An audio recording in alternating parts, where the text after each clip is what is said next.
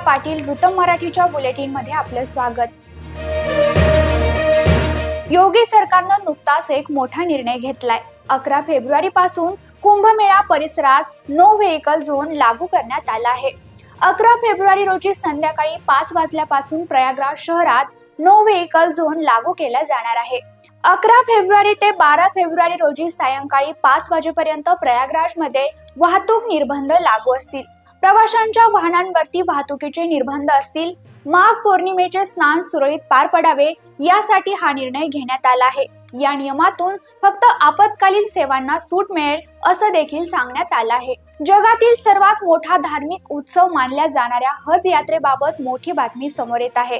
हज यात्रेला जून 2025 मध्ये सुरुवात होणार आहे। या यात्रेच्या पार्श्वभूमीवर सौदी अरेबियानं गर्दीचं व्यवस्थापन करण्यासाठी अनेक कठोर नियम जाहीर केले आहेत। या अंतर्गत आता सौदी अरेबियानं यावर्षी लहान मुलांना प्रवेश बंदी केली आहे। सौदी अरेबियाच्या हज आणि उमराह मंत्रालयाने हज यात्रेबाबत अनेक नवीन नियम जाहीर केले आहेत।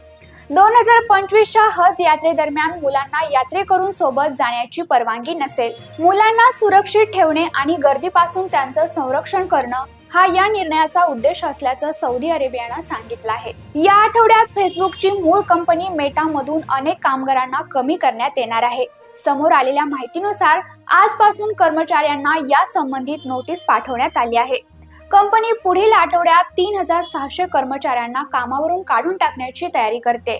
मेटाच्या या निर्णयामुळे आता अमेरिकेसह अनेक देशांवरती परिणाम होणार आहे। मुख्यतः जर्मनी, फ्रान्स, इटली आणि नेदरलँडमधील कर्मचाऱ्यांना कामावरून काढून टाकण्यात येणार आहे। तसंच युरोप, आशिया आणि आफ्रिकेसह इतर देशातील कर्मचाऱ्यांना 11 फेब्रुवारी ते 18 फेब्रुवारी दरम्यान या संबंधीची नोटीस बजावली जाणार आहे। मुख्यमंत्री देवेंद्र फडणवीस यांच्या नेतृत्वाखाली काल मंत्रालयात राज्य मंत्रिमंडळाची बैठक झाली। मुख्यमंत्री देवेंद्र फडणवीस यांच्यासह उपमुख्यमंत्री एकनाथ शिंदे, अजित पवार आणि मंत्रिमंडळातील इतर सदस्य यावेळी उपस्थित होते। काल झालेल्या या बैठकीत फडणवीस सरकारकडून महत्त्वपूर्ण निर्णय घेण्यात आले आहेत। यामध्ये पालघर जिल्ह्यातील देहराजी मध्यम सिंचन धरण प्रकल्पासाठी अलीकडेच 2599 कोटी रुपयांचा सुधारित खर्च मंजूर करण्यात आला आहे। तर सिरसाई उपसा सिंचन योजनेचे कालवा वितरण व्यवस्थेत रूपांतर करण्याच्या कामाला प्रशासकीय मान्यता देण्यात आली आहे। तसेच आपत्ती व्यवस्थापन प्राधिकरण नियमात 2019 मध्ये दुरुस्ती करण्यात आली आहे।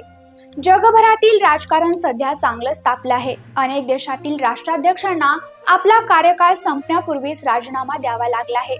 काही देशात सत्तापालट करण्यात आली आहे, तर काही देशात विरोधकांच्या वाढत्या दबावामुळे राजीनामा द्यावा लागलाय। आता अशीच आणखी एक घटना समोर येत आहे। रोमानियन अध्यक्ष क्लॉस इहोहानिस यांनी आपल्या पदाचा राजीनामा दिला आहे। सर्वोच्च न्यायालयानं 2 महिन्यांपूर्वी राष्ट्रपती पदाची निवडणूक प्रक्रिया रद्द करण्याचे आदेश दिले होते। त्याच्या काही दिवसानंतरच त्यांनी हा निर्णय घेतला आहे। विरोधकांच्या दबावामुळे त्यांना हा निर्णय घ्यावा लागला असल्याचं म्हटलं जाते।